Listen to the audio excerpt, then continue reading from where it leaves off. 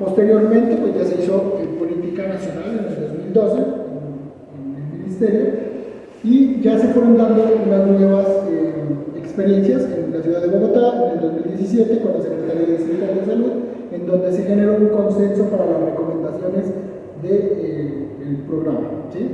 Esto pues fue evolucionando pues, de mano, digamos, de la Asociación Colombiana de Infectología y de la Secretaría Distrital hacia unos lineamientos técnicos en el 2019 por el Ministerio de Salud y Protección Social, en donde pues generaba, digamos, que las condiciones por las cuales debería regirse ese programa en el escenario hospitalario y ambulatorio.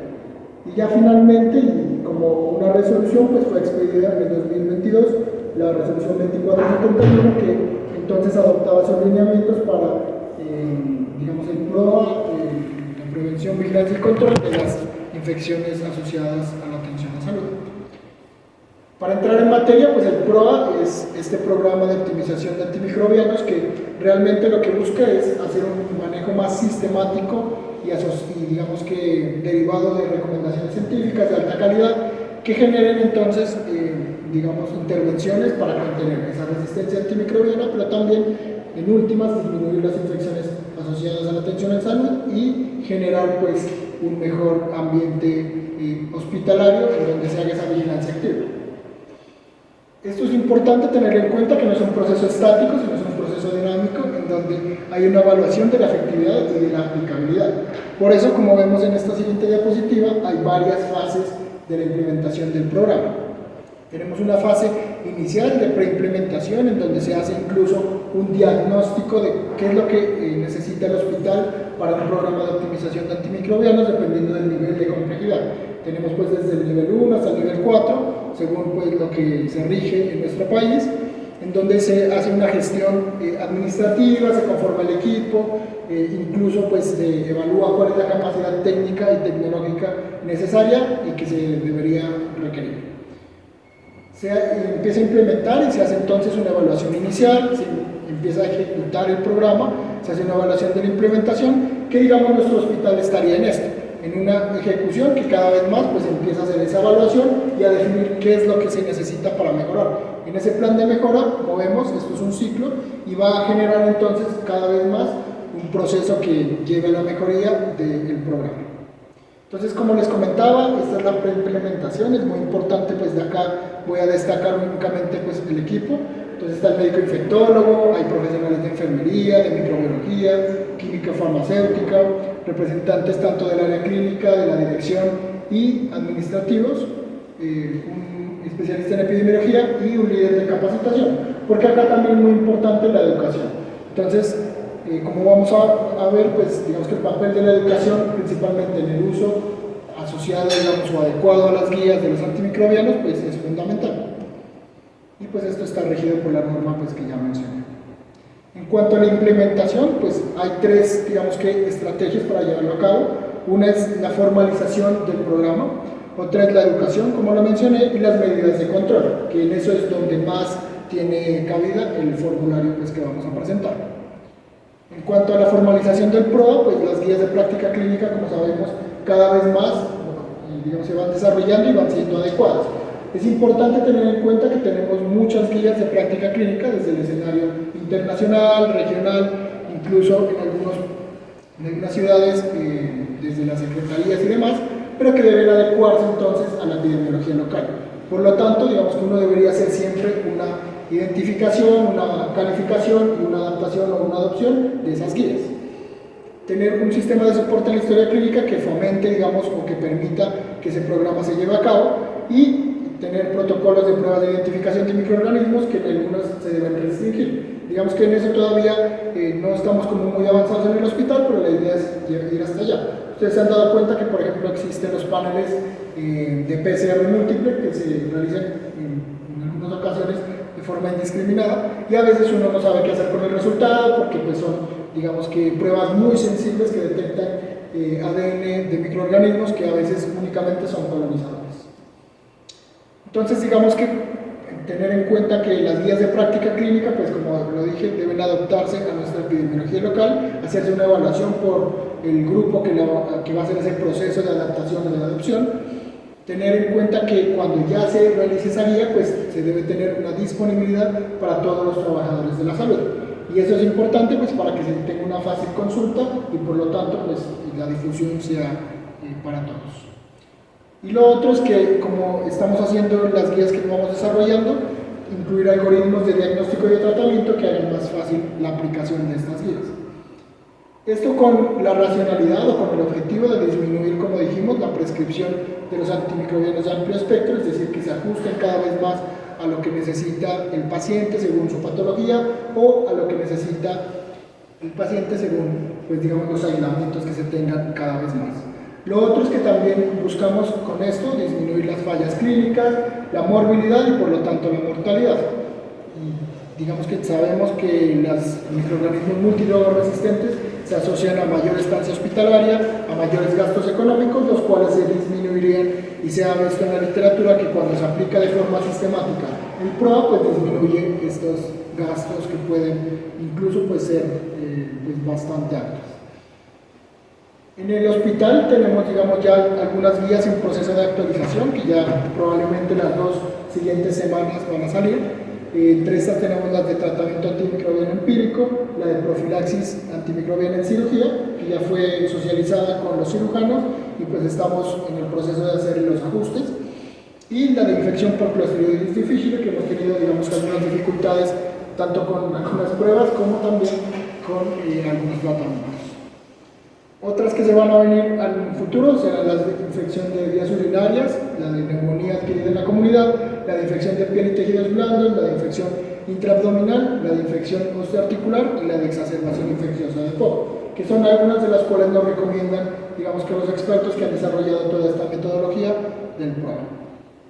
En cuanto a la educación, pues la idea es hacer en los siguientes meses, pues digamos que charlas sobre resistencia bacteriana, diagnóstico y control de las infecciones asociadas a la atención en salud, y también cómo hacer una solicitud y una interpretación de las pruebas de laboratorio que sean adecuadas. Lo otro es, como dijimos, los algoritmos de diagnóstico y tratamiento que van a permitir que haya un enfoque más sistemático en el diagnóstico y en el tratamiento de estas infecciones. En cuanto a las medidas de control, y digamos que ya para ir como cerrando esta parte, en general hay 3 formas de hacerlo. Una es la preautorización, que se hace en hospitales como el San Ignacio de Bogotá, en donde la persona que quiere prescribir un antimicrobiano que se vigile tiene que llamar al infectólogo y el infectólogo le dice si lo prescribe o no lo prescribe. Sin embargo, pues esto es bastante engorroso y en hospitales como este que tienen muchos pacientes, pues sería imposible incluso de llevar a cabo. Lo otro es que no tiene una intervención o retroalimentación, digamos que posterior a ver o evaluar el caso, que eso sí lo hacen las auditorías prospectivas. Y eso es muy importante tenerlo en cuenta porque, claro, uno como médico pues puede hacer una formulación, puede que esté correcta o incorrecta, pero si tienes una auditoría o una intervención como visto en las historias clínicas, pues que te explique o que se llegue al consenso de por qué se da cuál antibiótico debería darse, pues es mejor porque así uno aprende también, ¿cierto? Y lo otro es que se debe hacer una evaluación periódica del consumo. Como sabemos, pues si hay un PROA bien diseñado y bien implementado, pues el consumo de los antimicrobianos tiene que ir disminuyendo, sobre todo los de amplio espectro. Con esto pues se ha creado este formulario de prescripción de antimicrobianos en vigilancia, lo hemos denominado, y pues no es para todos los antimicrobianos, solamente se va a hacer para los antimicrobianos que tengan una relevancia clínica. Son muchos, entre esos incluyen antibacterianos, digamos así, o antibióticos, otros que tienen espectro contra pues, los hongos, algunos contra parásitos, pero es muy importante tener en cuenta que vamos a dividirlo más o menos en 2 grupos. Este grupo, que son los antimicrobianos en vigilancia o llamados restringidos, idealmente cuando se prescriban deberían tener una interconsulta de infectología. ¿Por qué? Porque son antimicrobianos de importancia en salud pública y que, digamos, han sido catalogados por la OMS como, en algunos casos, de última línea de tratamiento. Entonces, igual, digamos que estas listas se les van a repartir, pero las dejamos ahí como para que las lo miren. Ahí está la vancomicina, ¿no? No. Y acá tenemos, acá sí está la vancomicina, pero en este grupo. Este grupo son los antimicrobianos de vigilancia, que pueden ser llamados controlados o en vigilancia. Son muchos más. En estos idealmente pues debería haber el uso del formulario, y con la vigilancia activa pues uno ya determina si es necesaria la intervención o no, ¿sí? Como vemos pues hay varios antimicrobianos, varios antirretrovirales, incluso pues también algunos antimaláricos orales. Este es el formulario por el cual se hizo la prueba piloto, que fue, digamos que realizada en el mes de junio, finales de mayo y junio, hasta ahora. Esta prueba piloto se realizó en el cuarto piso, en medicina interna, y en el segundo piso, en cirugía. La idea era que se tenía un link de Google Drive y se llenaba este formulario. Este formulario es un poquito extenso, pues realmente más o menos se demora entre 3 a 4 minutos o 5 minutos en llenarlo. Básicamente incluye datos del paciente, pues de identificación y demás, pero pues digamos que al no estar conectado con el programa se hace un poquito engorroso, ¿sí? Para lo cual digamos que se escuchó las solicitudes de los médicos que lo llenaron y pues se realizó un aplicativo, ¿sí? Que es el que vamos a mostrar.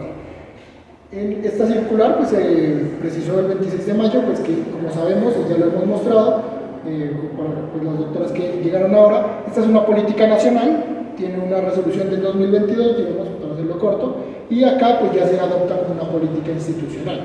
Esto es importante tenerlo en cuenta porque esto es evaluado por el Instituto Departamental de Salud, incluso periódicamente, a ver cómo ha ido el avance de la implementación del programa.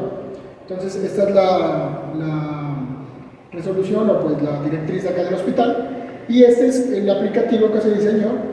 Esta es entonces la página de los aplicativos del hospital, y acá está señalado el de antimicrobianos, el del programa.